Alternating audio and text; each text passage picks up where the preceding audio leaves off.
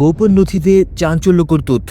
ইরানের পারমাণবিক কর্মসূচির পেছনে সাহায্য করেছিল পাকিস্তান। ইরানের পারমাণবিক কর্মসূচির শুরুর উথায়ে পাকিস্তানের সম্পৃক্ততার ইঙ্গিত মিলেছে যুক্তরাষ্ট্রের এনএসএর সম্প্রতি প্রকাশিত এক গোপন নথিতে। এই নথিতে প্রথমবারের মতো উঠে এসেছে পাকিস্তান শুধু উপকরণ নয়, সম্ভবত পারমাণবিক প্রযুক্তি। নথি অনুযায়ী তৎকালীন মার্কিন প্রেসিডেন্ট জর্জ ডব্লিউ বুশের সঙ্গে এক ব্যক্তিগত কথোপকথনে রুশ প্রেসিডেন্ট ভ্লাদিমির পুতিন বিষয়টি উত্থাপন করেন। পুতিন জানান, ইরানের ইউরেনিয়াম সমৃদ্ধকরণ সেন্ট্রিফিউজে পাকিস্তানি উৎসের ইউরেনিয়ামের অস্তিত্ব পাওয়া গেছে, যা তাকে গভীরভাবে উদ্বিগ্ন করে। পুতিনের বক্তব্য ছিল স্পষ্ট ও তাৎপর্যপূর্ণ। পাকিস্তানের নিজস্ব পারমাণবিক অস্ত্র কর্মসূচি থাকা সত্ত্বেও যদি তাদের উৎসের উপাদান ইরানে পাওয়া যায়, তবে সেটি কেবল উপকরণ সরবরাহের গল্প নয়, বরং প্রযুক্তি ও নলেজ ট্রান্সফারের দিকে ইঙ্গিত করে। এই প্রকাশ নতুন করে প্রশ্ন তুলছে, মধ্যপ্রাচ্যের পারমাণবিক ভারসাম্য বদলে দেওয়ার নেপথ্যে কারা, আর কতদূর পর্যন্ত